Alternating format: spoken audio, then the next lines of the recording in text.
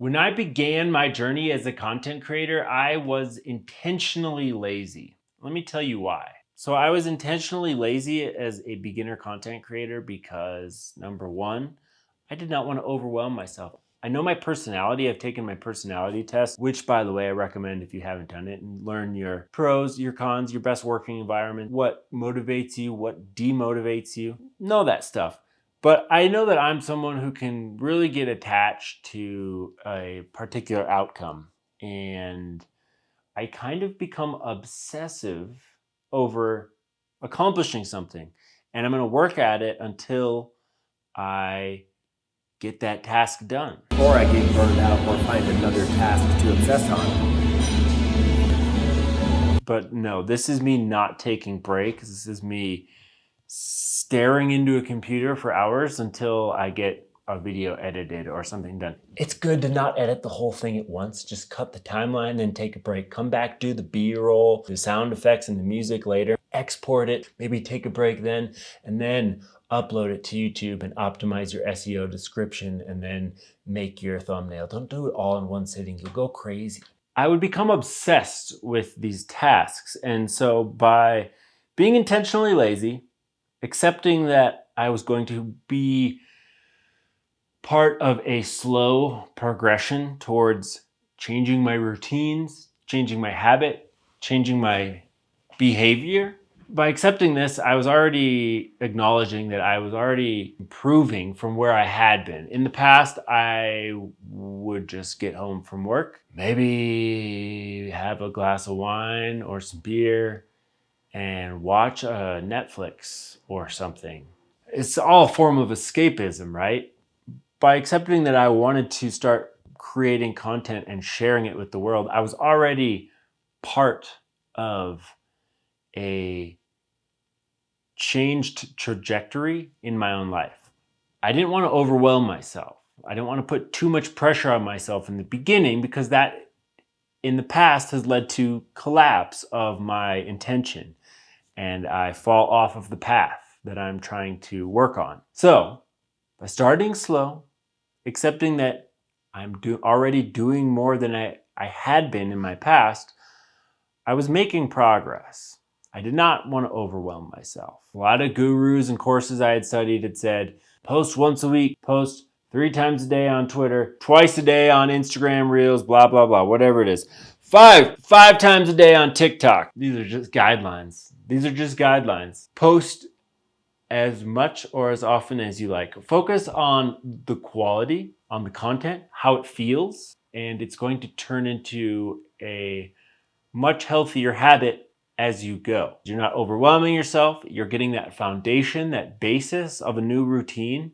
Over time, you can improve. It's like with working out. Like if you haven't worked out in 5 months or years and you really don't want to start, but you know you have this goal, you want to get in shape, so you start, but you don't want to like run a marathon right away. You don't want to go straight to the heaviest weights. You're going to injure yourself. You're going to wear yourself out.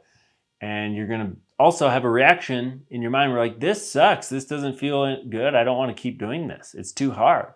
Build up over time. That goes for any new habit. If you're starting a creative project, like writing a book, I'm writing a book, actually a couple books right now at the time of this video. Basically a memoir about my creative journey and taking on too many projects, to having too many ambitions and goals all at once. But yeah, like I took years off from writing, and when I got back into writing, I didn't want to overwhelm myself and say, I'm going to write 8 hours a day or else I'm a failure. Like, no.